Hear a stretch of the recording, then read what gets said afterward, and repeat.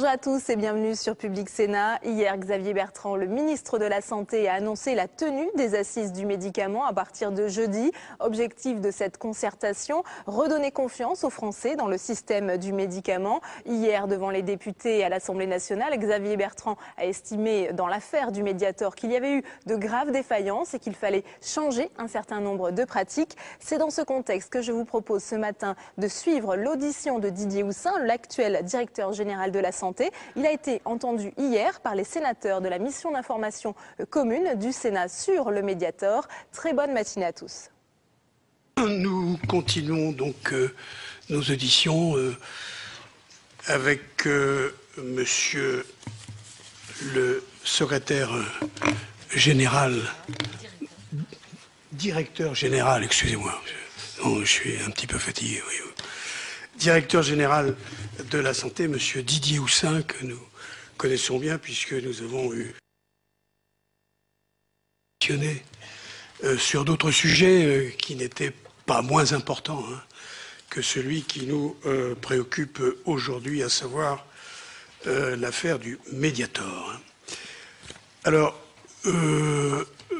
monsieur le directeur général, vous avez la possibilité donc de faire une intervention liminaire et puis, si vous le souhaitez, et puis ensuite, eh bien, madame la rapporteure vous posera les questions qu'elle souhaite poser. Vous avez donc la parole, monsieur. Merci, monsieur le président, madame le rapporteur, mesdames, messieurs les sénateurs. Tout d'abord, je vous indique que je n'ai pas de lien d'intérêt avec l'industrie pharmaceutique. Oui, ça allait tellement de soi que oui, je ne vous avais même pas posé la question. Vous avez raison, vous avez raison. À la suite du rapport détaillé donc, de l'Inspection générale des affaires sociales sur le Mediator, qui a été rendu public le 15 janvier, je centrerai ce propos liminaire sur son enjeu central, qui est la sécurité sanitaire du médicament. Et en particulier sur le rôle de la Direction générale de la santé, notamment durant mon mandat depuis avril 2005. Je le ferai d'abord en rappelant des éléments d'analyse rapportés par l'IGAS, puis en apportant quelques éclairages complémentaires. Enfin, je me permettrai d'évoquer certaines leçons qui me paraissent pouvoir être tirées des effets provoqués par le maintien en circulation pendant plus de 30 ans de ce médicament. Alors, au fil des 3262 pages, le rapport de l'IGAS et ses annexes parlent de la Direction générale de la santé à 33 reprises. Et ils évoquent en fait trois choses. Le premier, c'est le contraste entre la décision prise par le directeur général de la santé en 1995 d'interdire le benfluorex en tant qu'anorexigène dans les préparations magistrales, ce qui relevait d'ailleurs de sa compétence, et le maintien de l'autorisation de mise sur le marché de la même substance par l'Agence du médicament sous forme d'un médicament dont une des indications d'utilisation était le diabète, mais pas la diminution de l'appétit. Le deuxième point évoqué par l'IGAS, c'est le fait qu'un rapport de la Cour des comptes sur l'Agence française de sécurité des produits de santé, que j'appellerai l'AFSAPS, adressé en mars 2006 à la DGS et qui faisait état d'interrogations à propos de la conduite de la pharmacovigilance par l'AFSAPS, ait reçu réponse de la DGS sur des aspects relevant de la tutelle stratégique et administrative de la DGS sur l'AFSAPS, mais pas sur les sujets de pharmacovigilance. Enfin, le troisième point, c'est le fait que des représentants de la DGS participent aux différentes commissions nationales d'expertise concernant le médicament, commission d'AMM, comité technique et commission nationale de pharmacovigilance, commission de transparence. Alors, de ces éléments pourraient émerger deux critiques auxquelles j'ai bien sûr réfléchi. Le premier, c'est que la DGS a eu en 1995 une bonne réaction, mais n'a pas su, malgré une tentative, faire questionner plus avant le paradoxe qu'une même substance soit interdite d'un côté et autorisée d'un autre côté. Et deuxièmement, alors que la Direction générale de la santé a une mission générale de protection de la santé des Français, elle n'a pas cru devoir s'exprimer en 2006 à propos des interrogations de la Cour des comptes sur la pharmacovigilance, et par ailleurs, la présence de ses représentants dans les commissions évoquées plus haut n'a pas permis de générer une alerte ou une réaction plus précoce à propos du Mediator. Alors, l'éclairage complémentaire que je souhaite apporter concerne d'abord l'information du directeur général de la santé sur les questions de pharmacovigilance.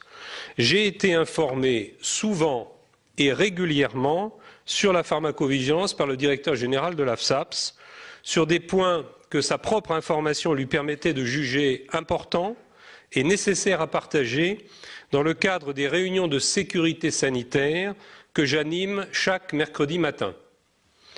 Durant les 311 réunions que j'ai présidées au cours des 6 ans passés, le directeur général de l'AFSAPS m'a informé à 73 reprises de questions de pharmacovigilance qui lui semblaient devoir être portées à ma connaissance en raison de leur gravité ou de leur impact potentiel en termes de santé publique, ou simplement partagées avec les autres participants à cette réunion, dont je pourrais vous donner la liste si vous le souhaitez.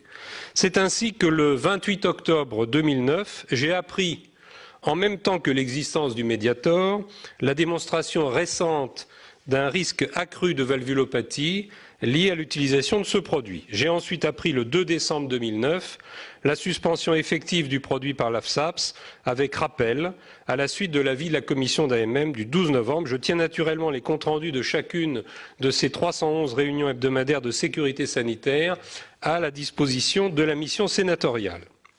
De façon complémentaire, les représentants de la DGS au sein des commissions, notamment de pharmacovigilance, m'ont informé au décours de certaines séances de ces commissions des conséquences à tirer concernant certains produits s'agissant de décisions relevant de la compétence de la DGS, par exemple à propos d'un vaccin contre le virus papilloma humain, de mucolytiques destinés aux nourrissons ou d'un médicament antidiabétique.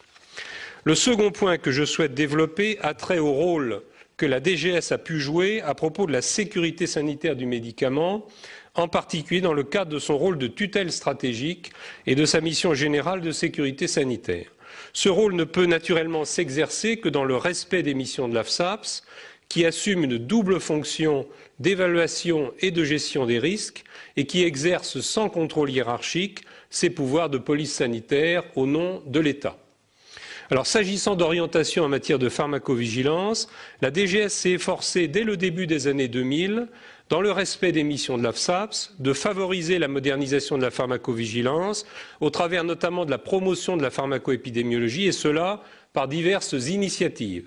Je voudrais citer en particulier la création en août 2004 du groupement d'intérêt scientifique sur l'évaluation épidémiologique des produits de santé, la demande en 2004 d'un rapport, demande d'ailleurs conjointe avec le directeur général de l'AFSAPS, d'un rapport au professeur Bégaud et à Madame Costagliola sur l'évaluation des médicaments après leur mise sur le marché et la gestion des risques, le financement par l'AFSAPS à partir de 2005 d'études de pharmacoépidémiologie, la promotion de nombreuses études post-AMM dans le cadre de l'inscription au remboursement et du groupe Intérêt de santé publique et études post-inscription. À ce jour, plus de 180 études ont été mises en place, sans redondance avec les études post-AMM demandées par ailleurs par l'AFSAPS. La création en juillet 2005 d'un comité de liaison sur les études post-AMM et plus récemment, le travail sur la coordination des vigilances dans le cadre du comité d'animation du système d'agence mis en place en 2008 par la DGS et enfin et surtout les orientations fixées à l'AFSAPS en matière de veille, de surveillance et de réactivité au risque, orientation stratégique numéro 3, dans le cadre de son contrat d'objectifs et de performance 2007-2010. En matière de sécurité sanitaire des produits de santé, le rôle de la DGS a été aussi de s'assurer que certaines circonstances graves ne conduiraient pas à une interruption de la continuité d'approvisionnement de certains médicaments. Dans ce but, l'AFSAPS a été invitée à établir et a rendu public en 2009, notamment à l'intention des industriels, une liste des médicaments dont la continuité d'approvisionnement est indispensable, notamment en situation de pandémie grave. Une liste analogue a été établie par l'AFSAPS en 2009 concernant les dispositifs médicaux. En 2009, la DGS a également demandé à l'AFSAPS de mettre en place un plan de pharmacovigilance renforcé, nous avions eu l'occasion d'en parler, concernant les produits utilisés dans le cadre de la pandémie grippale. Enfin, à propos de phénomènes épidémiques graves, je pense en particulier à l'épisode lié au méningocoque B 14P1716 en Seine-Maritime ou dans le domaine des menaces de type nucléaire, radiologique, biologique et chimique, la Direction générale de la santé a coordonné l'action de l'AFSAPS et de l'établissement pour la préparation et la réponse aux urgences sanitaires en termes d'acquisition de produits de santé et d'évaluation et de suivi de la qualité des produits acquis ou stockés.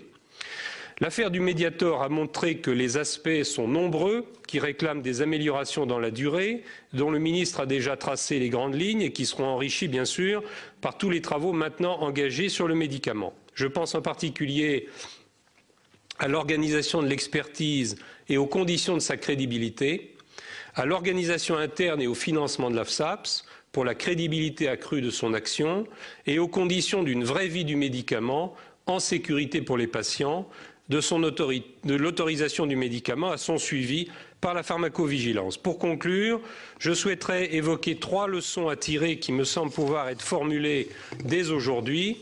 La première, c'est que les leçons tirées en Europe, notamment en France, de la crise liée au Vioxx aux États-Unis n'ont pas été suffisantes. La raison en est sans doute que l'attention a porté alors avant tout sur le renforcement de la surveillance et l'introduction de nouveaux médicaments. Et avec ce que, bien sûr, cela peut comporter d'inattendu en termes d'effets indésirables. Le Mediator est un médicament ancien et il est clair que le renforcement de la surveillance doit aussi porter sur des médicaments anciens. La deuxième leçon, c'est que plutôt que de s'en éloigner, la pharmacovigilance doit se rapprocher de l'AMM. C'est d'ailleurs l'esprit de la nouvelle directive européenne sur la pharmacovigilance, afin de pouvoir en permanence mettre en balance les bénéfices et les risques. L'AMM n'est plus un aboutissement, elle est le début de la vraie vie du médicament qui doit rester constamment en phase avec la vraie vie des patients. Enfin, alors que le principe de précaution est parfois critiqué dans le champ de la santé publique et que certains estiment que les autorités sanitaires en font parfois trop, le drame du Mediator souligne combien l'incertitude face à un signal faible de pharmacovigilance, du moins au début, devait pouvoir profiter aux patients. Restaurer la confiance, thème majeur retenu par le Sénat en 2006, à propos des conditions de mise sur le marché et de suivi des médicaments, j'ai lu évidemment le rapport avec beaucoup d'attention, je l'avais déjà lu d'ailleurs, passera nécessairement par une accentuation largement partagée de l'approche de précaution et je vous remercie de votre attention. Monsieur le directeur général, Madame la rapporteure, vous avez la parole. Je vais vous poser 2 ou 3 questions. Vous avez déjà répondu à certaines d'entre elles, mais je voudrais avoir une date à nouveau, Monsieur le directeur général. Comment avez-vous été informé de la nocivité du Mediator? Quelle date? C'est 2009? Oui, le 28 octobre 2009. Je vais vous dire la date exacte, c'est le 28 octobre à 9 h en réunion de sécurité sanitaire lorsque le directeur général de l'AFSAPS a pris la parole pour indiquer, parmi les nombreux points qu'il voulait évoquer, le fait que la commission de pharmacovigilance venait de l'alerter sur la démonstration d'un risque accru de valvulopathie, évidemment à la suite des études qui avaient été faites et qui annonçaient d'ailleurs le même jour que vraisemblablement la commission d'AMM allait se prononcer rapidement et ce qui s'est produit donc le 12 novembre. Et quels étaient les dispositifs d'alerte dont vous disposiez pour connaître et réagir aux décisions de retrait dans d'autres pays? Vous les aviez? Vous évoquez la suspension du produit. Alors, effectivement, pour ce qui est des suspensions qui ont eu lieu en 2003 et en Espagne, notamment, en Italie. Ça, c'est une information qu'évidemment je n'avais pas. Hein, c'est une information que je n'avais pas. J'ai l'impression, d'après ce qu'on peut lire du rapport de l'IGAS et disons des auditions qui ont été faites, qu'il y a clairement une question de circulation d'informations entre certains États membres, le niveau européen, et j'ai un peu le sentiment que le fait que le produit n'était plus utilisé qu'en France crée une situation finalement où le regard européen, avec tout ce qui peut comporter malgré tout de vigilance entre guillemets et d'apport en termes d'information, ce regard européen s'est éteint sur ce produit et je dirais de manière probablement un peu définitive à partir de la fin des autorisations en Espagne et en Italie. Je veux pas. Je veux dire, j'ai du mal à comprendre comment, effectivement, dans un espace européen aujourd'hui, en tant que citoyenne, si vous voulez, comment effectivement un médicament qui est retiré dans des pays proches, en plus proches de nous, pays latins, comment cela n'arrive pas aux autorités compétentes et à toutes, alors peut-être à la DGS, mais et à l'ensemble des autres autorités sanitaires, des autres agences. Alors, est-ce que cela s'explique par le cloisonnement des circuits d'information entre les décisions divergentes de la DGS et de l'Agence du médicament? Non, je crois que la raison, je crois, enfin moi je vois que fréquemment on est alerté sur le retrait ou des signaux importants pour des produits à distribution mondiale ou européenne, et il y a des communiqués de presse. Et donc, dans beaucoup de cas, effectivement, ça n'est pas nécessairement l'Agence de sécurité des produits de santé qui nous informe, parce que ce sont des informations qui sont, je dirais, sur la place publique. Là, je crois qu'on est dans la situation effectivement particulière d'un produit dont le seul et dernier territoire d'utilisation, ou presque sans doute, était en tout cas en Europe, la France.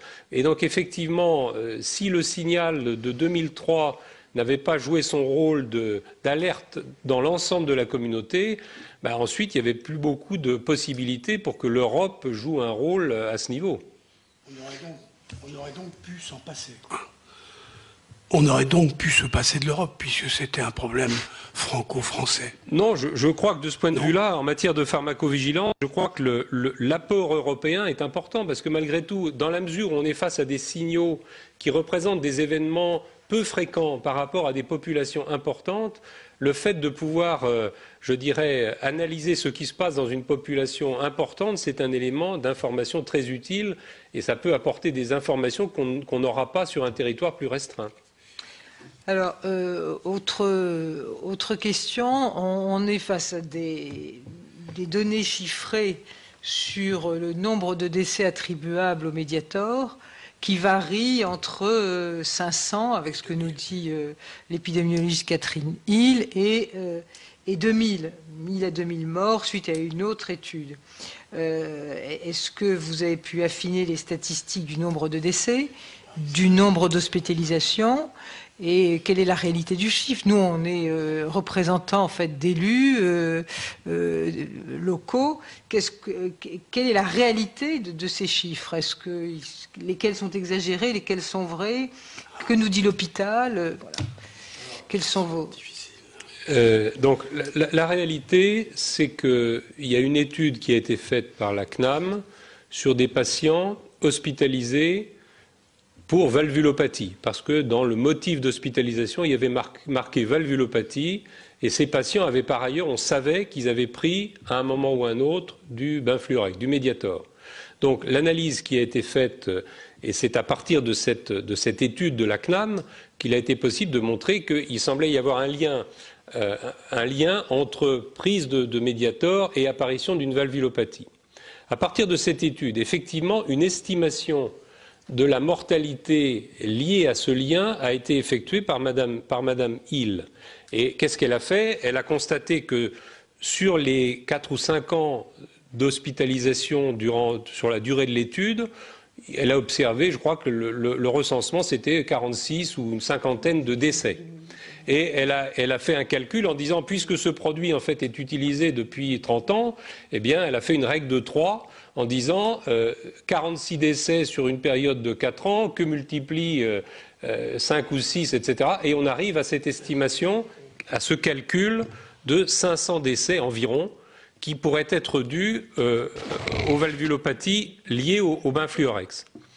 Le deuxième calcul qui a été fait, c'est un calcul qui essaye d'aller au-delà de cette première estimation en se disant, c'est très bien, effectivement, là on peut effectivement avoir une idée des personnes qui sont décédées jusqu'à la fin de l'étude, mais il y a des personnes qui ont pris du Mediator, qui sont encore en vie, mais qui ont peut-être une valvulopathie et qui peut-être dans quelques années vont malheureusement en décéder. Et donc la deuxième partie du calcul, et c'est celui qui avait été fait par M. Zueck et Mme Fournier, ils ont introduit dans l'estimation de la mortalité également les projections de mortalité possibles à venir.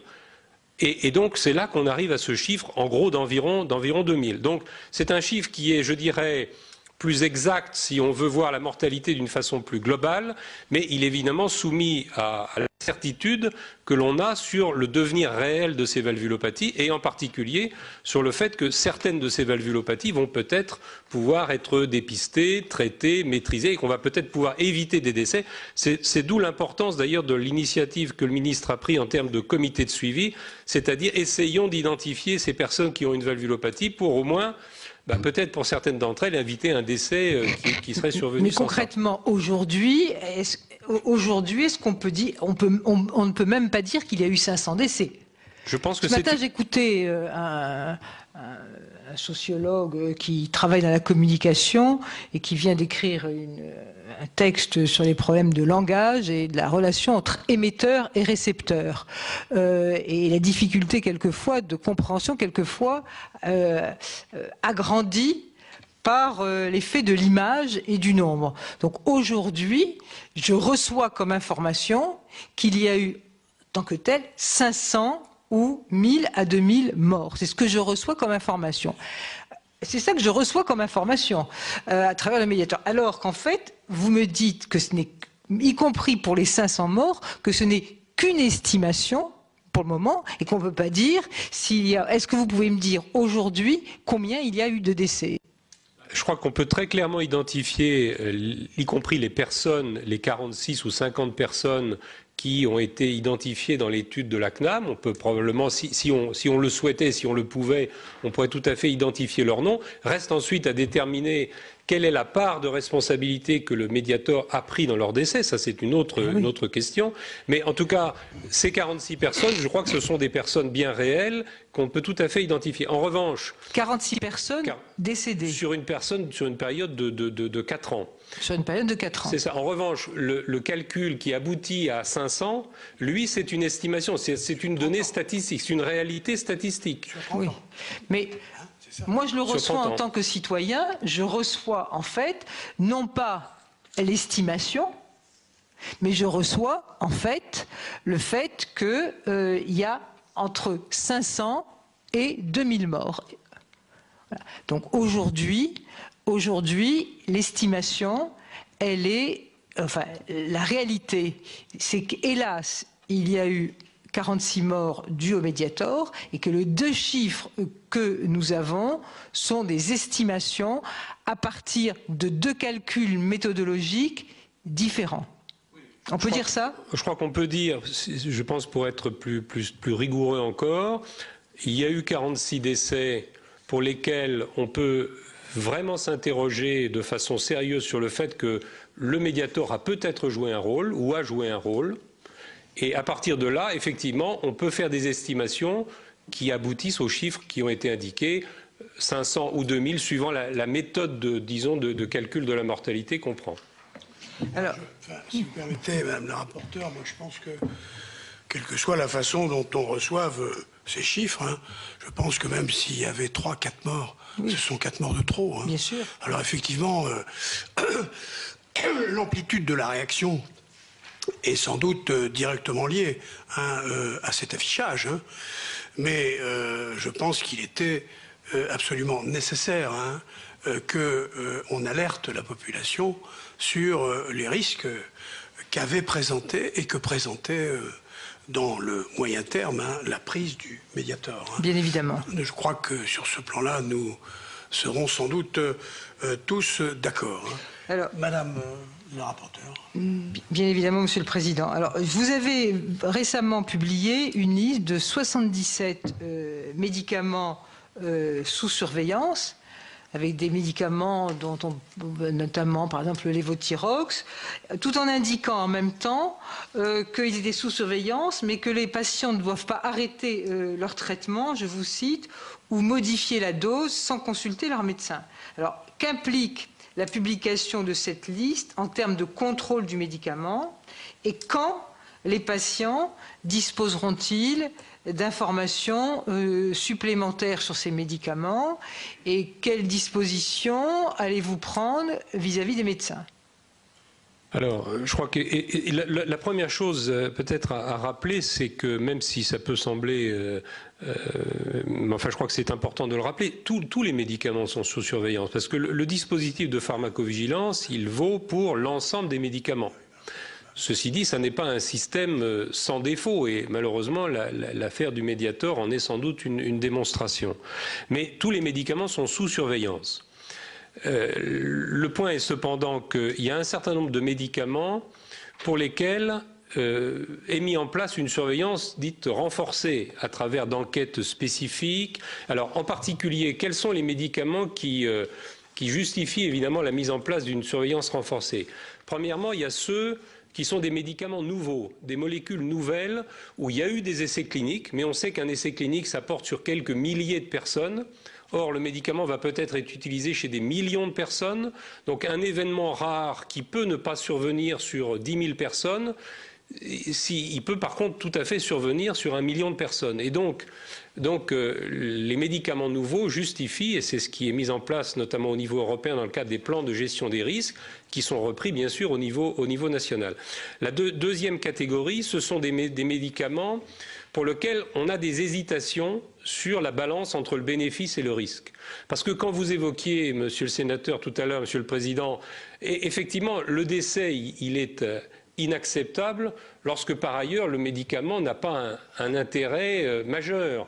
En revanche, chacun sait que, moi j'ai bien connu le domaine des greffes et des immunosuppresseurs, on sait que les médicaments immunosuppresseurs sont des médicaments qui peuvent comporter des risques graves, mais malgré tout, l'avantage à en retirer pour le patient est considérable. Donc il faut toujours pouvoir faire cette balance. Or on sait que dans certains cas, la balance, elle est un petit peu limite. Ces médicaments-là justifient également une surveillance renforcée. Il y a une troisième catégorie également qui justifie une surveillance renforcée. Ce sont les médicaments pour lesquels on peut craindre ce qu'on appelle un mésusage. Et malheureusement, l'exemple du Mediator en est un également parfaitement caractéristique. C'est-à-dire que eh bien, en fait, l'expérience montre qu'il est utilisé très largement en dehors de son usage recommandé. Et donc là, il faut être effectivement extrêmement attentif. C'est d'ailleurs ça qui avait conduit à l'interdiction du benfluorex dans les préparations magistrales. C'est qu'en 1995, mes prédécesseurs se méfiaient de l'usage en dehors de l'indication, etc. Donc voilà. Mais concrètement, je prends du lévothyrox aujourd'hui ou du Subutex, puisque ça fait partie de la liste. Qu'est-ce que vous me dites concrètement ? Quelle attitude que je dois prendre? Je vais voir le directeur général de la santé, vous avez publié une liste, je prends ce médicament, qu'est-ce que vous me dites concrètement? Pour beaucoup de ces médicaments, parce que je ne les connais pas tous par cœur, je vous dirais effectivement d'aller voir votre médecin. Mais pour ce qui est du lévothyrox, le problème du lévothyrox, c'est pas tellement le lévothyrox, c'est qu'il y a des génériques pour lesquels il y a des interrogations concernant les génériques. Et donc, mais le lévothyrox, il ne faut surtout pas l'arrêter parce que c'est un traitement qui est substitutif d'une insuffisance thyroïdienne. Et donc, voilà. Alors maintenant, si effectivement vous avez une inquiétude particulière parce que ça a été publié, mais c'est le problème de la transparence. C'est-à-dire que la transparence, elle a ses avantages et ses inconvénients. C'est comme le médicament, la transparence. Il y a une part d'ombre et une part de lumière. C'est-à-dire que effectivement, le fait de savoir, d'avoir cette information, s'il y a une inquiétude, eh bien, il vaut mieux interroger le médecin, être sûr que l'indication est bien posée, etc. Alors encore question générale par rapport à ce que vous avez dit sur un médicament qui est expérimenté sur une population restreinte et qui va être utilisé ensuite sur une population beaucoup plus large. Ce qui m'avait frappé lorsqu'on avait fait la mission sur le Vioxx, c'est qu'il nous avait été dit, je le répète à chaque fois, mais je voulais savoir si ça vous interroge, qu'en fait un médicament était mis sur le marché à partir d'un modèle pasteurien. Or, aujourd'hui, l'ensemble des médicaments qui semblent d'ailleurs faire problème et sur lesquels d'ailleurs vivent les laboratoires sont des médicaments qui sont pris pour des pathologies chroniques et à long terme. Est-ce qu'il ne faut pas à un moment vérifier si, pour ces pathologies, le modèle n'est pas en inadéquation pour sa sortie de l'AMM ? Merci, Madame le rapporteur. Par pasteurien, j'imagine, vous, parce que Pasteur a eu, je dirais, a inventé beaucoup de choses. Vous faites référence aux maladies infectieuses. D'accord. Oui, donc, effectivement, moi, Est-ce que vous travaillez dessus Je crois qu'effectivement, aujourd'hui, on sait très bien que la grande majorité des médicaments sont des médicaments à usage prolongé, notamment pour ceux qui concernent des maladies chroniques. Et il y en a beaucoup, des médicaments. Donc, de là à dire que, en gros, toute la philosophie de l'utilisation du médicament serait marquée par, je dirais, les théories pastoriennes et le rythme qui est celui des maladies infectieuses, je ne le pense pas, parce que malgré tout, ne serait-ce que le cas de l'insuline, par exemple, chez les patients insulinodépendants, bon, là aussi, on est dans des pratiques déjà très, très anciennes. Je ne crois pas que cette référence au modèle pastorien soit vraiment quelque chose qui constitue un handicap.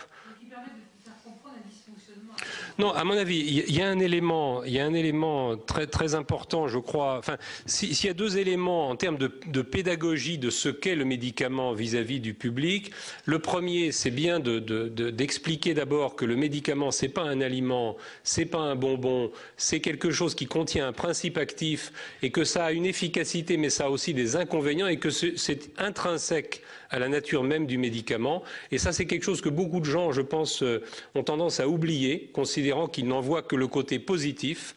Les côtés négatifs des médicaments, c'est quelque chose qu'il faut évidemment avoir bien à l'esprit. La deuxième chose, c'est qu'en matière d'effets indésirables, la notion de statistique est très importante. C'est-à-dire que il y a également des pathologies qui surviennent spontanément. Par exemple, prenez le cas de l'hypertension artérielle pulmonaire, qui est une maladie très rare, qui survient dans 1 cas par an sur 1 million d'habitants. En gros, hein, c'est peut-être un peu faux, mais 1 cas sur 1 million d'habitants par an. Lorsque vous avez un médicament qui est utilisé chez 1 million de personnes et que durant une année survient chez quelqu'un qui prend ce médicament 1 cas d'hypertension artérielle pulmonaire, est-ce que ce cas est lié au médicament ou est-ce qu'il est lié à la survenue, je dirais presque naturelle, d'un cas d'hypertension artérielle pulmonaire?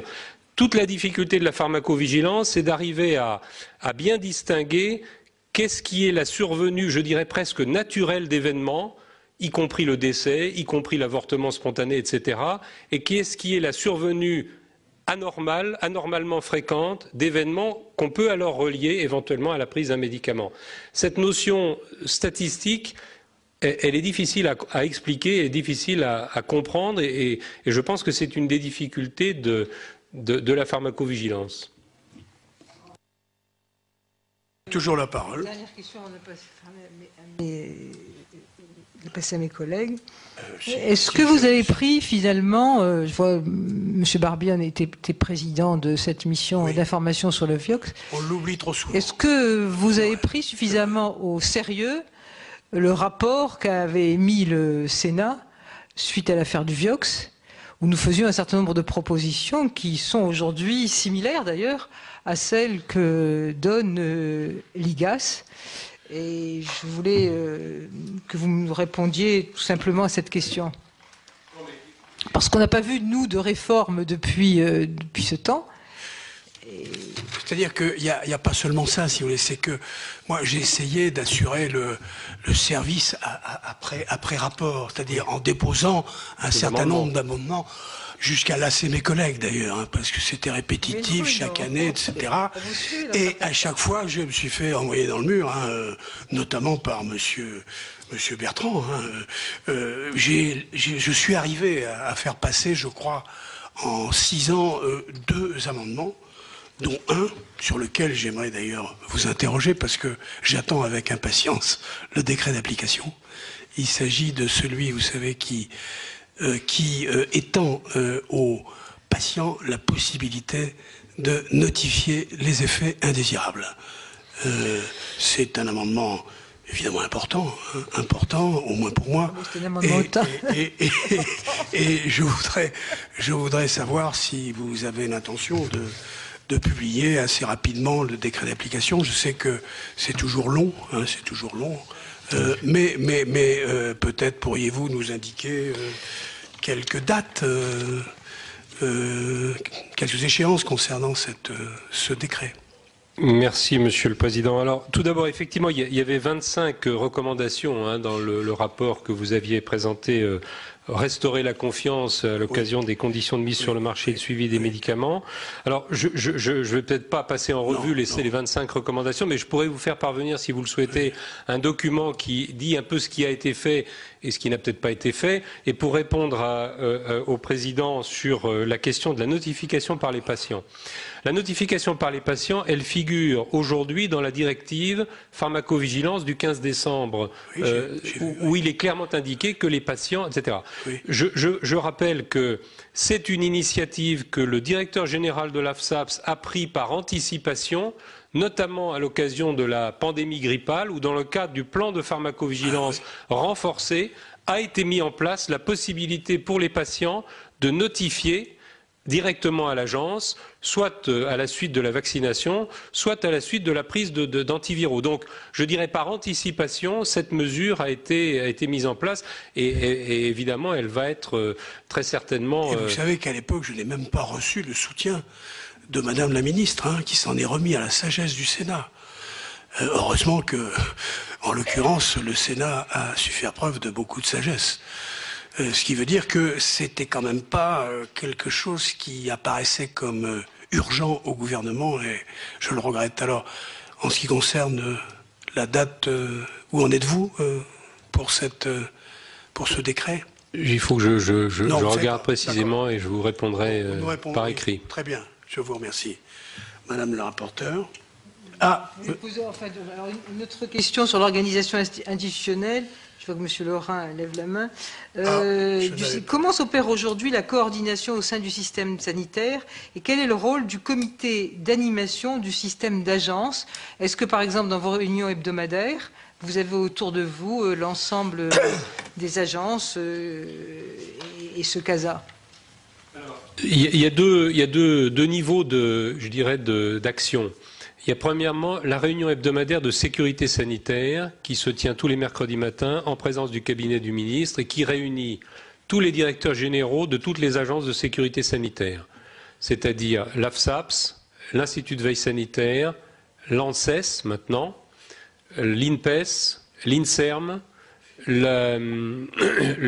l'autorité de sûreté nucléaire, l'Institut de radioprotection et de sûreté nucléaire, bref, tous les directeurs d'agences de sécurité sanitaire, plus un représentant de la direction de la sécurité civile et très souvent en personne la directrice générale de l'alimentation. Cette réunion, c'est une réunion, je dirais, centrée sur l'actualité et les événements. Et c'est une réunion qui est beaucoup une réunion de partage d'informations et de coordination parce qu'il y a beaucoup de sujets qui sont des sujets interagences ou interministères. Prenons un exemple, les accidents de radiothérapie, par exemple, qu'on a eu malheureusement à déplorer il y a quelques mois.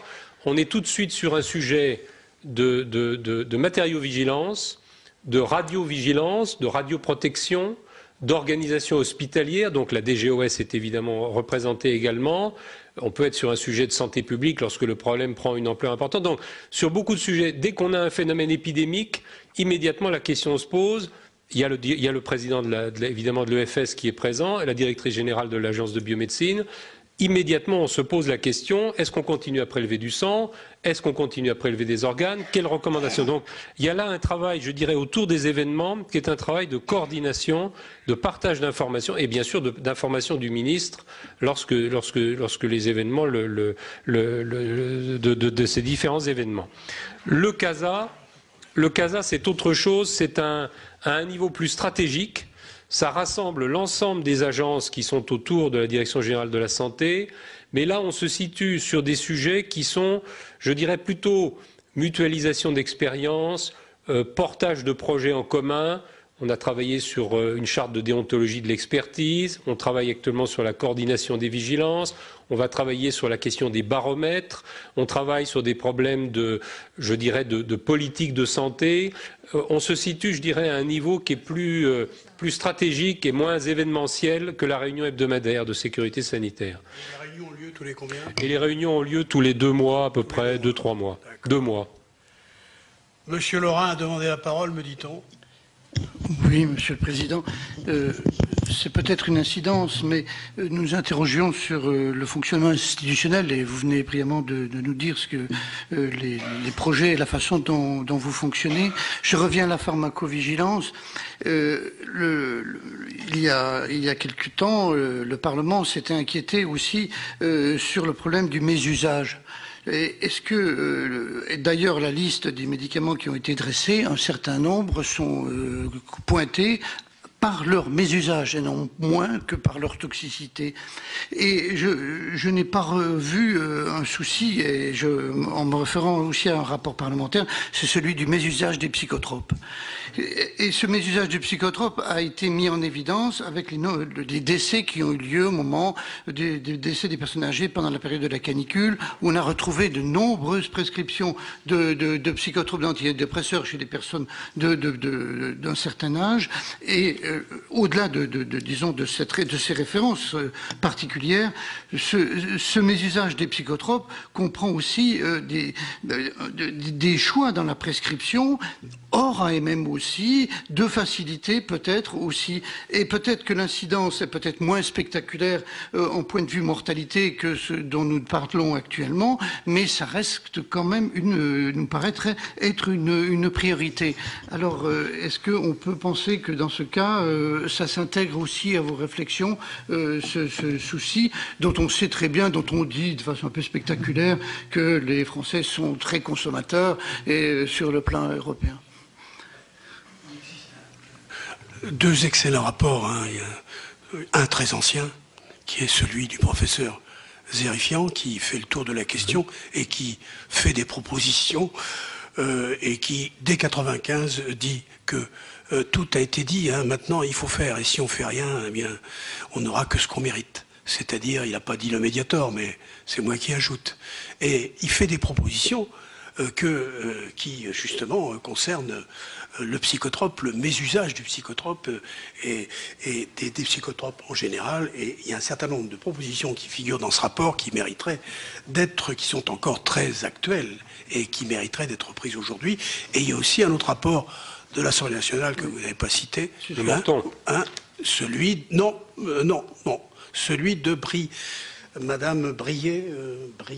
Oui, c'est celui dont je parle. Brié, hein, c'est ça?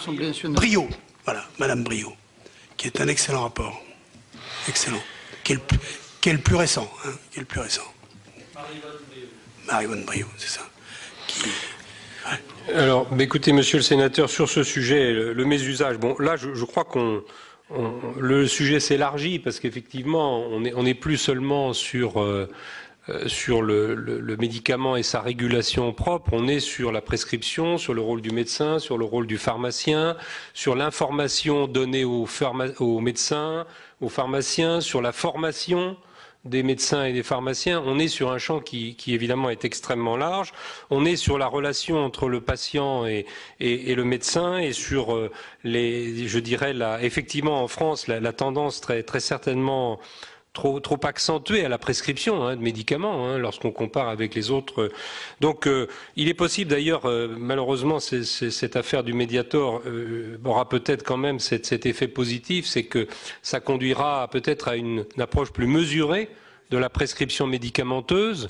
Ça, on peut le souhaiter quand même. Hein. Mais je crois que malgré tout, il y a eu, en particulier, c'est pour ça que j'avais cité le nom de Madame Le Morton, parce qu'il y avait eu tout un travail qui avait été fait justement sur les conditions de la prescription et tout ce qui peut déterminer la prescription. Et autour de la question du mésusage, c'est toutes les questions très compliquées qui se posent, mais qui évidemment sont avec le Mediator parfaitement d'actualité. Demander la parole.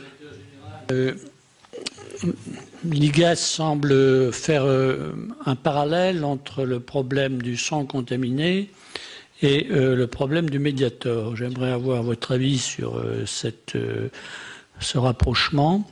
Et puis l'autre question, c'est d'avoir votre idée sur l'indépendance des agences, qui est une chose qui a été voulue à un moment donné, les rendre indépendantes du pouvoir politique. Et dans cette affaire, est-ce que le fait que l'AFSAPS notamment, c'est le directeur de l'AFSAPS qui décide de retrait ou de mise sur le marché, etc., sans que le politique soit informé. Quelle est votre appréciation de cette affaire? Enfin, pharmacovigilance, dans quelle mesure, vous, à la Direction générale de la santé, sur des problèmes qui peuvent être soulevés par ce que d'aucuns appelaient des marginaux, notamment le premier cas qui a été soulevé, je crois que c'est à Marseille, sur le rôle du Mediator en 99, puis ensuite après quelques observations, des publications qui ont été plus ou moins entendues ou écoutées, jusqu'à la plus célèbre d'entre elles.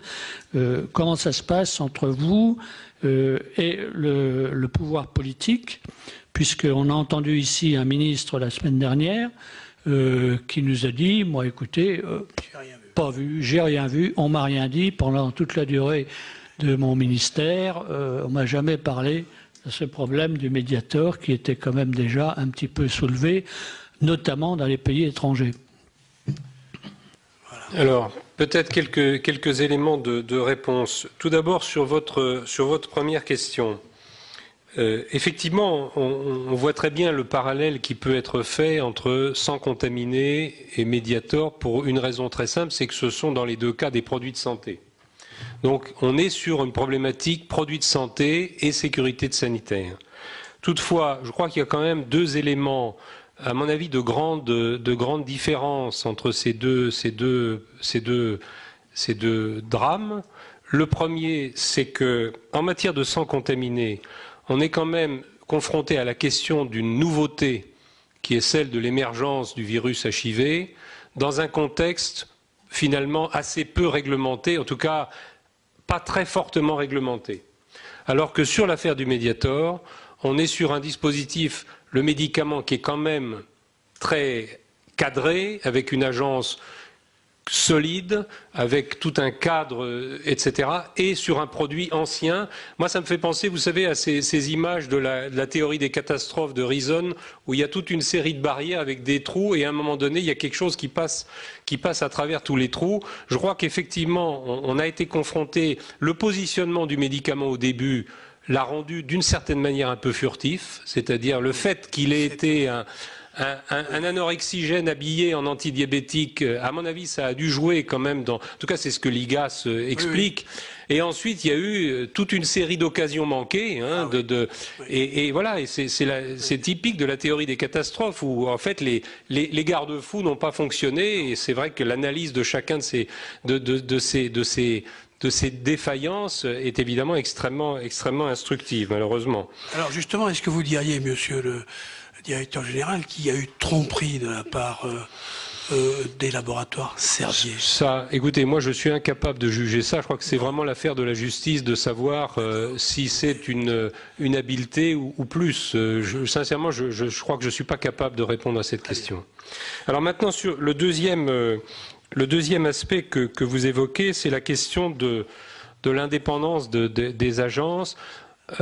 C'est vrai que l'Agence française de sécurité sanitaire est une agence importante qui rassemble un millier de personnes, qui est une autorité de police, qui a un pouvoir important à la fois d'évaluation et de gestion des risques.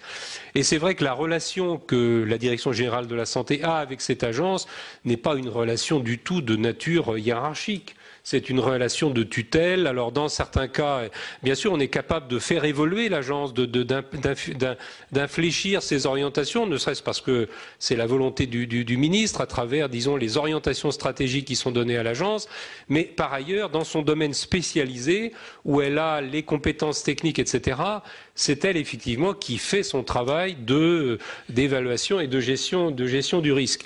Et moi, je dois dire que la relation, en tout cas, de travail que j'ai eue avec le directeur général de l'AFSAPS durant maintenant presque 6 ans a été, de ce point de vue-là, tout à fait excellente. C'est-à-dire que tous les mercredis, il venait malgré tout expliquer les points qui lui paraissaient importants à signaler en termes de pharmacovigilance. Donc, j'étais pas face à une forteresse infranchissable où il n'y avait pas où l'information ne circulait pas. La seule chose, c'est qu'il ne pouvait parler que de ce dont il était lui-même informé.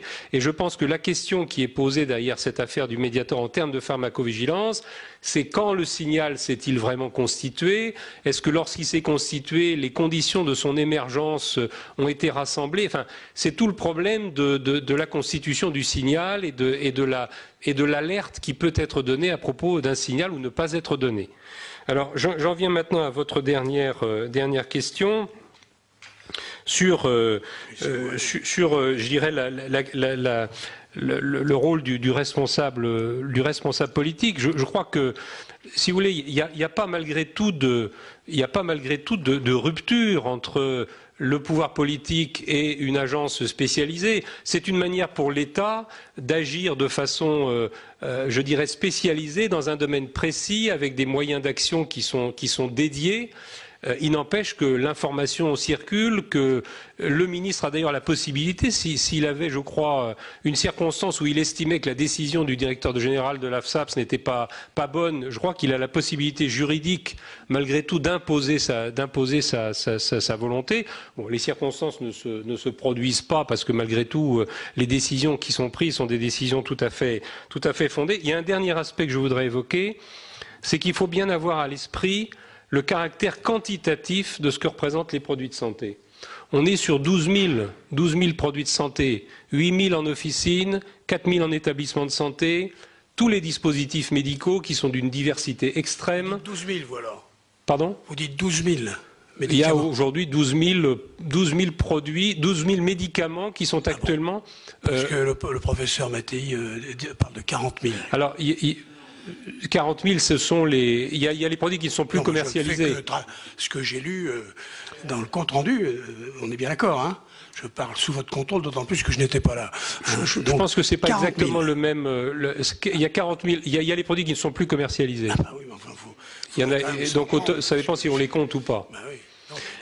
Les dispositifs médicaux. Alors non, en plus il y a les dispositifs médicaux qui sont extrêmement nombreux, extrêmement divers, il y a les cosmétiques, il y a les logiciels, ce qui fait que, si vous voulez, le champ des produits de santé est un champ massif sur le plan quantitatif.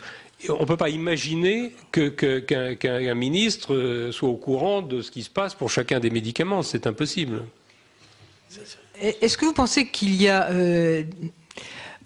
des alertes qui peuvent être occultées par rapport à un contexte environnemental qui fait qu'il y a une mode, par exemple, là on voit qu'il y a un scandale qui est en train de sortir sur les implants mammaires.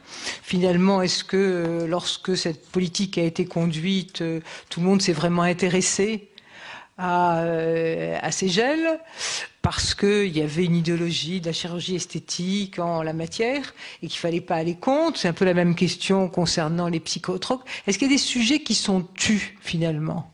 Est-ce qu'il y a des sujets qui sont tus parce qu'ils véhiculent un mode de pensée et malgré tout, derrière, il y a des médicaments? Alors, c'est difficile de répondre à votre question. Ce dont je suis convaincu, c'est qu'aujourd'hui, mais c'est vrai que c'est difficile de dire cela alors qu'on est dans cette affaire du Mediator, mais le système du médicament est un système qui est quand même très, très cadré et finalement très sécurisé. Grâce aussi à la chaîne pharmaceutique dans notre pays qui compte de manière très importante, la distribution pharmaceutique. Oui. Mais si je dis cela, entendu. Cru. Mais si je dis ça, c'est très parce que sécurisé. Si je dis ça, là vous êtes obligé d'apporter des explications. Oui, mais l'explication, ça va être un a contrario, c'est que je suis plus préoccupé du système du dispositif médical. Ah non, bah, oui, non mais d'accord. Voyez-vous, qui lui me semble moins cadré, non, mais ça veut pas dire très divers, et aujourd'hui. Alors, le problème, c'est que l'affaire du Mediator est un contre-exemple qui vient évidemment démentir immédiatement ce que je dis. Mais je suis plus préoccupé aujourd'hui du dispositif médical que du médicament. Absolument. Monsieur le directeur général, sur ce problème du dispositif médical, comment se fait-il que vous ne soyez pas intervenu sur la transposition de la directive européenne qui a été votée par le Sénat jeudi dernier, concernant le problème de l'importation dans notre pays des dispositifs médicaux neufs ou d'occasion qui sont seuls certifiés par des sociétés dans les 27 pays de la communauté européenne. J'ai présenté un amendement qui avait été accepté à l'unanimité en commission et qui a été rejeté en séance jeudi. Est-ce que ce problème-là de l'introduction dans notre pays, alors je sais bien que c'est une directive européenne, mais on a quand même la subsidiarité en matière de santé dans notre pays. Et aujourd'hui, admettre qu'on peut faire rentrer des dispositifs médicaux d'occasion dont la seule certification est une société étrangère dans un des pays de la communauté européenne est satisfaisant pour votre esprit. Je reprends ce que vous avez dit, mais moi je suis très inquiet sur cette intégration de la disposition dans notre réglementation française. Oui. Écoutez, monsieur le sénateur. Et par ailleurs, à contrario, est-ce qu'il y a suffisamment de traçabilité en matière de prothèses? Je voyais hier un professeur de médecine dentaire qui avait refusé un appel d'offres à l'intérieur d'un hôpital parce qu'il n'y avait pas suffisamment de traçabilité. Alors, non mais bon, les dispositifs médicaux, j'ai bien. Hein. Comment? Il faut défendre le gouvernement. Oui, mais évidemment, je défends. J'ai bien noté ce que vous venez de dire et je vais immédiatement m'emparer du sujet. Mais je ne sais pas ce à quoi ça aboutira. Mais j'ai bien noté. Concernant les dispositifs médicaux, la difficulté, c'est, je pense, la très grande diversité. Le fait que c'est un secteur qui est quand même moins structuré sur le plan industriel, ce sont parfois des petites sociétés. C'est plus difficile aussi de démontrer l'efficacité. En gros, c'est plus difficile de conduire tout le processus d'évaluation par des essais cliniques avec des dispositifs médicaux qu'avec des médicaments. C'est plus compliqué parce que voilà. Alors effectivement, le sujet que vous évoquiez des implants mammaires, lorsqu'évidemment en plus s'ajoutent des phénomènes de type frauduleux, là on est effectivement en situation très difficile. Mais ceci dit, il ne faut pas se faire d'illusions. À propos du médicament, pour l'instant, je crois que nous sommes à peu près épargnés en France par tout ce qui est médicaments falsifiés, etc. Mais malgré tout, c'est quelque chose qui est à l'horizon, Et surtout si le taux de remboursement baisse. En banlieue, monsieur le directeur. Oui. Vous avez terminé? Oui. Une petite question d'actualité également, monsieur le directeur général. Vous savez qu'actuellement, il y a un problème. Ce sont des sociétés fabricantes de sondes endocavitaires qui retirent elles-mêmes leur matériel pour ces ruptures de sondes, sans que apparemment la pharmacovigilance soit intervenue.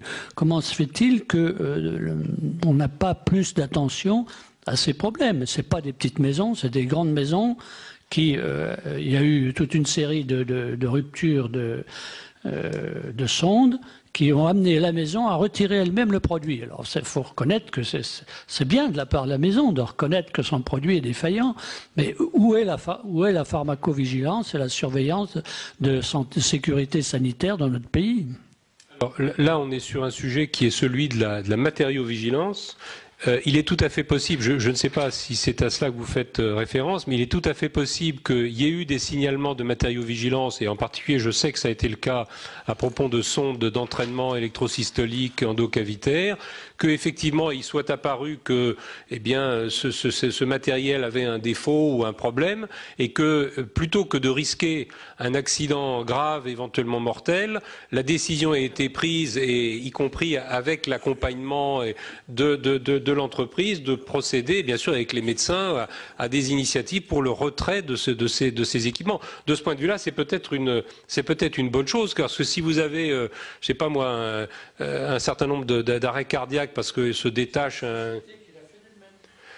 elle a peut-être contribué à faire en sorte que le processus de retrait progressif se déroule, mais évidemment en liaison avec les médecins et avec les chirurgiens, enfin j'imagine.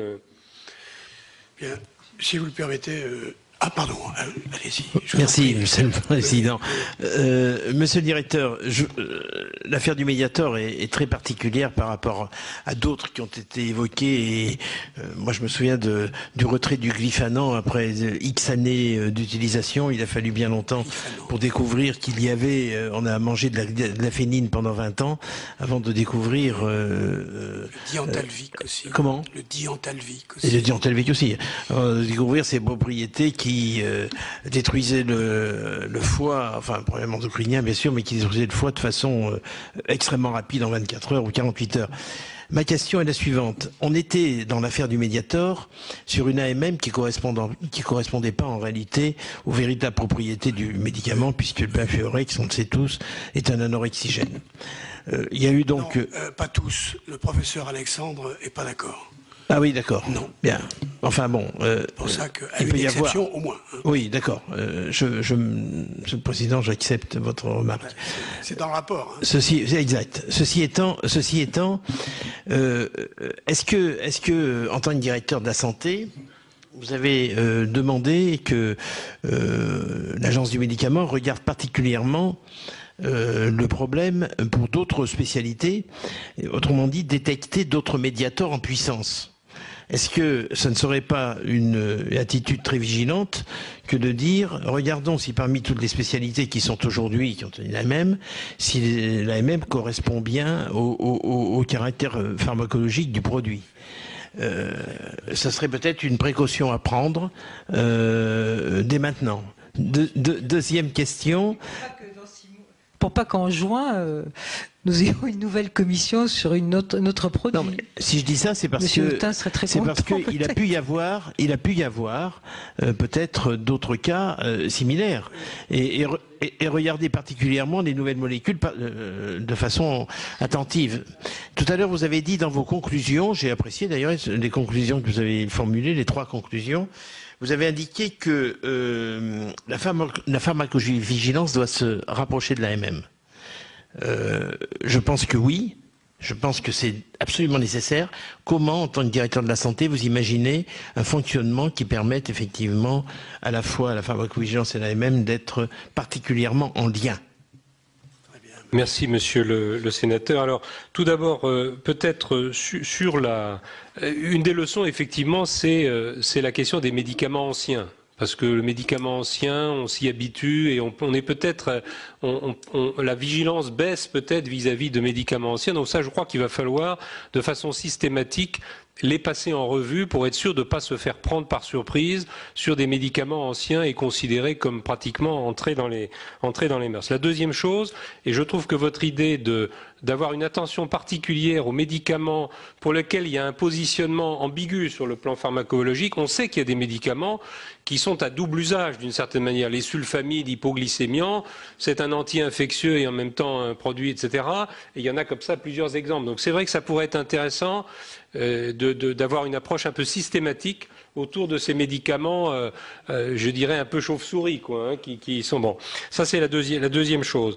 La deuxième chose que vous avez évoquée, c'était le sujet du rapprochement de la pharmacovigilance et de l'AMM. Moi, ce qui m'a malgré tout frappé dans cette histoire, c'est que j'ai quand même eu le sentiment que une des difficultés, je ne dis pas la difficulté, mais une des difficultés, ça a été qu'à un moment donné, la confrontation entre les signaux et l'efficacité n'a peut-être pas été aussi étroite qu'elle aurait dû. Je suis très impressionné, moi, par la directive européenne sur la pharmacovigilance, qui va tout à fait dans ce sens, hein, c'est-à-dire ce qu'ils appellent le PRAC, là, je ne sais plus ce que veut dire ce sigle, mais en gros, l'idée, c'est que la commission de pharmacovigilance au niveau européen a quasiment une capacité, sinon de retrait, du moins d'aller très loin dans la motorisation du processus qui va conduire à la suspension ou à un retrait d'un médicament. Donc, moi, j'aurais tendance à dire que pour l'agence, dans les mois à venir, il faut réfléchir à comment mieux faire travailler ensemble la commission d'AMM, la commission de pharmacovigilance. Ça veut dire comment mieux faire travailler ensemble les structures administratives et scientifiques qui sont derrière ces instances d'expertise. Donc, ça pose un problème de processus au sein de l'agence. voilà, peut-être d'éviter certains silos, voire des antagonismes. Donc ça, il faut sûrement travailler là-dessus. Et c'est pourquoi, même si j'ai un grand respect pour ce que dit Jean-François Girard, moi je ne partage pas sa vue concernant l'externalisation, l'argument entre guillemets, du conflit d'intérêts, du fait que celui qui aurait autorisé ne se sentirait pas de force à pouvoir ensuite se suspendre. C'est un argument que je vois très bien dans la logique, c'est la logique du conflit d'intérêts. En fait, dans les faits, c'est jamais celui qui autorise qui, longtemps après, est amené à véritablement. Il y en a qui sont depuis 20 ans. C'est vrai. Commission d'AMM, hein. Et puis le deuxième argument, c'est que l'argument de c'est parce que c'est en dehors qu'il y a la compétence en pharmacoépidémiologie. J'aurais tendance à dire internalisons plutôt la compétence en épidémiologie, en pharmacoépidémiologie. Voilà. Et je craindrais beaucoup un dispositif où en fait on étudierait les risques d'un côté, les bénéfices de l'autre, et alors là on risque effectivement d'avoir des gros problèmes. Hein. C'est d'ailleurs, à mon avis, l'argument de fond pour le rapprochement de l'évaluation et de la gestion du risque, c'est que le médicament n'a de sens que dans l'approche simultanée du bénéfice et du risque. Ce qui n'est pas vrai pour d'autres produits, les aliments, l'environnement, on n'a pas le problème bénéfice-risque, hein, alors que le médicament, oui. Bien, alors, je vais à mon tour, si vous le permettez, monsieur le directeur général, vous poser quelques questions complémentaires. Hein, Alors, d'abord, rassurez-moi, une aventure comme celle de 95 pourrait plus se reproduire. C'est l'AFSAPS qui a la compétence pour les préparations magistrales comme pour les préparations pharmaceutiques, ou bien est-ce que c'est encore vous qui avez cette responsabilité? Parce que on en parlait tout à l'heure avec M. Tabuteau et il n'était pas sûr, il pensait qu'en 98, un texte avait remédié à cette incohérence. Mais si vous ne pouvez pas répondre maintenant, vous... Non, mais en matière de texte, il en connaît un rayon. J'aurais tendance à penser qu'il a certainement raison. Oui. Il faut que je vérifie quand même. Vérifier que aujourd'hui, c'est l'AFSAP. Aujourd'hui, c'est l'agence. Mais ça me paraîtrait quand même plus cohérent. Je vais quand même vérifier. D'accord. Merci. Alors, je vais vous parler encore, pardonnez-moi, d'un autre rapport que vous n'avez pas cité et qui est pourtant très intéressant. C'est un rapport du professeur Perron sur la iatrogénie médicamenteuse. Parce que malheureusement, on parle beaucoup des accidents de la route, on parle beaucoup des maladies hospitalières, nosocomiales. Malheureusement, la iatrogénie, ça n'existe pas. Or, il est maintenant démontré, même si on ne peut pas chiffrer le nombre de morts exactement, mais le professeur Perron, qui est l'auteur de ce rapport, qui avait été demandé d'ailleurs par M. Barrot lorsqu'il était ministre, mais ce rapport a été remis en fait à son successeur, sans que d'ailleurs il y ait beaucoup de suite. Hein. C'est pourquoi il est très très très actuel, hein, et il apporte, me semble-t-il, des réponses et il fait des propositions qui vont tout à fait dans le sens de ce que nous souhaiterions après cette affaire du Mediator. Donc l'intérêt de sa lecture est très important. Alors, d'abord, est-ce que l'iatrogénie médicamenteuse, pour vous, est un problème de santé publique? Est-ce qu'à ce titre, on doit lui donner une priorité, et comme pour d'autres fléaux, hein, puisque lui parle de quelques milliers de morts, d'autres 10 000, et le professeur Abenaïm, dans son livre qu'il a publié à la suite de cette... d'ailleurs, il l'a appelé, je crois, canicule, hein, pour des raisons évidentes, c'est que il venait d'être... comment dirais-je... il avait dû quitter le poste de directeur général de la santé dans les conditions que vous savez, il est donc écrit, et lui, il chiffre 18 000 morts, hein, il estime à 18 000 morts. Tout le monde a l'air d'être d'accord sur un chiffre de 150 000 hospitalisations par an, hein, en admettant qu'effectivement, il y a là un problème. Et, alors, est-ce que vous ne pensez pas qu'il serait au moins aussi nécessaire, aussi urgent, de prévoir pour l'iatrogénie médicamenteuse les mêmes dispositions dans les hôpitaux qu'il y a pour les maladies nosocomiales? il existe un clin, on pourrait très bien imaginer, qui est... Alors, effectivement, pourquoi est-ce qu'on en parle peu? Alors, c'est vrai qu'il est difficile, quand les enseignements ou les formations continues sont financées par l'industrie pharmaceutique, j'imagine qu'il est difficile de parler de iatrogénie médicamenteuse, parce que sur le plan marketing, c'est pas très porteur, hein, c'est évident, hein, mais c'est quand même un vrai problème, et j'aimerais savoir si, sur ce plan-là, vous êtes d'accord avec moi pour considérer que ça va devenir une priorité et qu'il va falloir faire quelque chose. Je vais peut-être vous laisser, parce que j'ai une dernière question, répondre à celle-ci, parce que l'autre question porte sur les études post-thème, même plan de gestion du risque, parce que j'avoue que je ne comprends pas tout, alors vous allez pouvoir m'expliquer certainement. Merci, Monsieur le Président. Alors, sur la première question, moi, je partage tout à fait votre vision que la iatrogénie médicamenteuse est aujourd'hui une des principales causes d'accidents, je dirais, indésirables et parfois graves en milieu hospitalier et en pratique de ville. Je crois qu'il y a eu toute une série d'enquêtes qui avaient été faites. Je pense à l'enquête Eneis qui a d'ailleurs été répétée. C'est la plus récente. Voilà, la plus récente qui a été répétée tout récemment. L'enquête Eneis qui a bien montré que, en gros, il y a trois contingents importants malheureusement qui génèrent ces événements indésirables graves. Il y a la iatrogénie médicamenteuse qui est peut-être le plus important. Oui. Il y a les infections nosocomiales, oui. Et puis il y a tout ce qui a trait à la chirurgie, à ses complications, etc., etc. C'en est une des formes les plus malheureusement les plus graves et les plus spectaculaires. Donc je crois que la iatrogénie médicamenteuse c'est effectivement un sujet tout à fait important.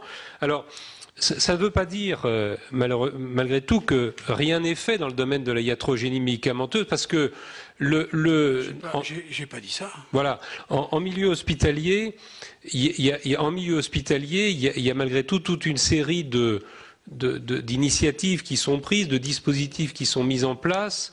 Je pense en particulier à toute l'organisation pharmaceutique dans l'hôpital. Il y a un pharmacien, la pharmacie à usage intérieur, la délivrance des médicaments, tout le circuit du médicament. Alors, il peut parfois avoir des défaillances, mais malgré tout, il y a toute une chaîne qui se prolonge à l'intérieur d'un établissement et qui participe de cette sécurité. Oui, la prévention. Voilà. En revanche, c'est vrai que il y a toute une série parfois de défaillances qui sont observées autour de la prescription, autour de l'association de médicaments, des incompatibilités entre médicaments.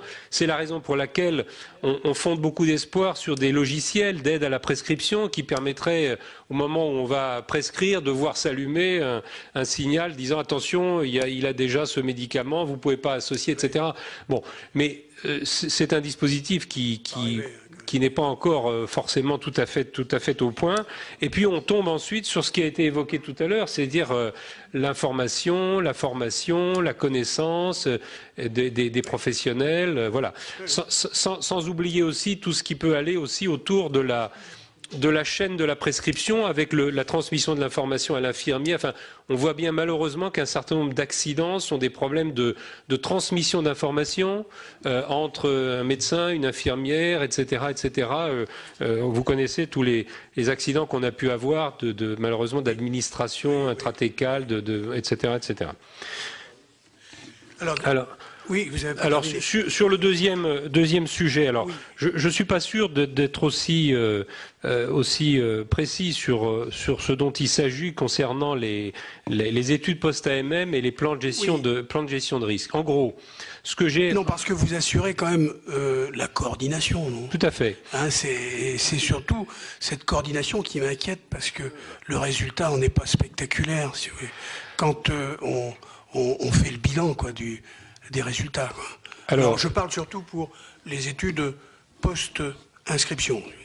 Parce que pour le PGR, c'est justement, on a du mal à percevoir le résultat, parce que c'est une surveillance continue, il n'y a pas quels sont les éléments qui nous permettent de dire, bon, ce plan de gestion des risques est est effectué dans de bonnes conditions ou il ne l'est pas. Vous voyez, on sait qu'il y a, j'ai les chiffres là, vous les avez aussi sans doute, hein, il y a, je crois, au total 228, oui c'est ça, procédure, plan de gestion des risques, oui il y a 228 plans de gestion des risques pré-AMM et 22 post-AMM. Au total, ça fait 250. Oui, 250 plans de gestion des risques, hein, auxquels s'ajoutent, ce sont des plans là, procédure européenne centralisée, c'est la totalité, hein, centralisée, reconnaissance mutuelle et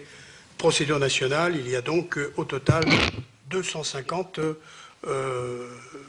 plans de gestion des risques qui sont en cours, quoi, hein.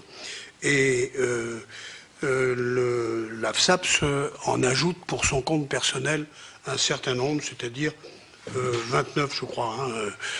Donc ça, c'est un point, d'autant plus que ces PGR, ça je n'en sais rien, mais je vous pose la question, est-ce que ça peut éventuellement avoir entraîné des études de post-AMM accessoires, enfin conjointes, et il y a alors les études de post-AMM qui sont demandées notamment par la commission de la transparence, hein, et qui sont paradoxalement gérées par le CEPS, hein, ce qui est pas tout à fait cohérent. C'est pourquoi tout à l'heure, je crois que c'est M. Tabuteau qui parlait il n'a pas osé parler de fusion du CEPS et de la commission de la transparence, mais en tout cas d'un rapprochement pour que l'évaluation médico-économique soit vraiment quelque chose de tout à fait, comment dirais-je, concret, quoi. Alors qu'actuellement, la mise en route est plutôt laborieuse. Alors,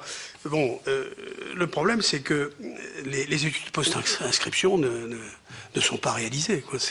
Depuis 2004, le bilan est quand même pas très positif, puisqu'il y en a seulement 19 qui sont terminés, 19%.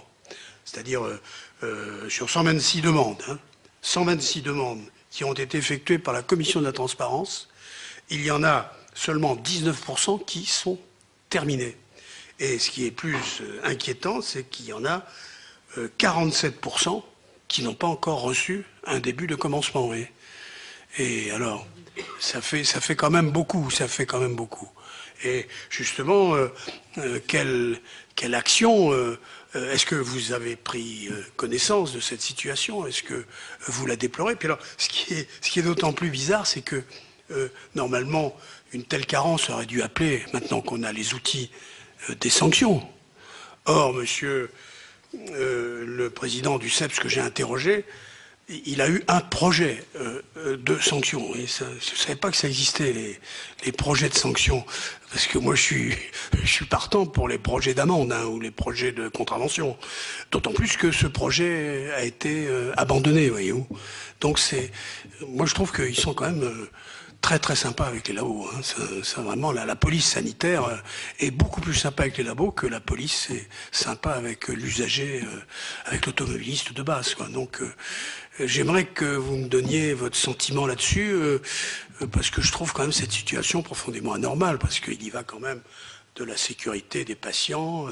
On met souvent sur le marché donc des produits dont on ne connaît pas très très bien les effets indésirables. C'est normal, hein, ni le rapport bénéfice-risque qui est toujours présumé, hein.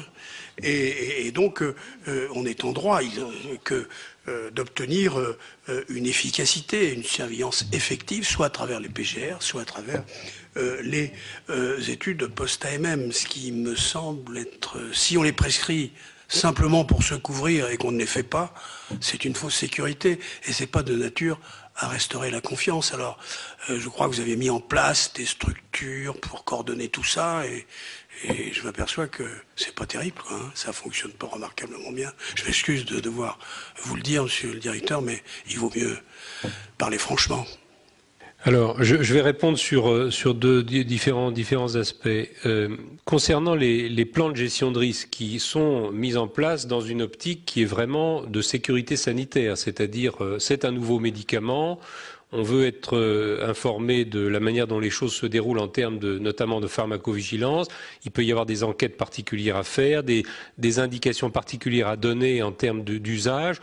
Là, on est véritablement, avant même l'AMM, dans l'idée, voilà comment on va essayer de gérer le risque autour de ce médicament. Et comme vous l'avez dit, ce sont des initiatives très souvent européennes, mais la FSAPS peut ajouter à son initiative, lorsqu'il y a un contexte d'utilisation particulier en France, éventuellement des études. Donc là, on est tout à fait d'accord. Et je crois que vous avez tout à fait raison, et c'est ce que le ministre a dit l'autre jour. Il est important que les laboratoires soient conscients que ces études ne doivent pas traîner. Et qu'il faut qu'on arrive à mettre en place un dispositif qui fasse que les choses aillent au rythme qui est nécessaire et non pas en sachant que ça peut être des études qui malgré tout prennent du temps et qui il y a des limites. Voilà, il y a des limites. Alors j'en viens maintenant aux études post-inscription. Les études post-inscription, elles sont parfois demandées dans un contexte qui est un peu différent, qui est un contexte, en gros, prise en charge par la solidarité nationale, niveau de remboursement, prix, et où il s'agit d'essayer de prendre la mesure de l'utilisation du produit, de l'importance de l'utilisation. Donc, si vous voulez, l'esprit est un tout petit peu différent. C'est un esprit qui n'est pas forcément au départ un esprit de sécurité sanitaire, c'est un esprit de est-ce que c'est légitime de le prendre en charge par la solidarité à ce niveau-là et à ce prix-là. Et ces études post-inscription sont une manière, je dirais, et je reconnais qu'effectivement, là aussi c'est un sujet sur lequel il faudrait peut-être pouvoir aller plus rapidement et peser plus vis-à-vis des laboratoires. Monsieur, il faut des sanctions. Notre tâche et des sanctions financières, et je crois que là, on n'a pas affaire à des insolvables, quoi. Je pense qu'il y a des possibilités. Notre tâche a surtout été, et c'est ce que vous rappeliez, en 2005, de mettre en place un comité de liaison qui s'efforce en particulier d'éviter les redondances et les doublons. Et c'est vrai que c'était un des points sur lesquels on s'était focalisé, mais moi je retiens tout à fait le message que vous faites passer, qu'il faut pouvoir aller plus vite et éventuellement de façon plus ferme vis-à-vis des... Il faut sanctionner. C'est voilà. Pas une éventualité, et pas des projets de sanctions, hein. Des sanctions. Ça a été laborieux, mais maintenant la disposition existe, elle a été intégrée à l'accord cadre, donc il n'y a aucune raison de ne pas l'appliquer. Alors, je vous demande de faire en sorte et d'intervenir surtout auprès de monsieur Noël Renaudin, qui n'a pas l'air d'être, comment dirais-je, très efficace en ce qui concerne les sanctions.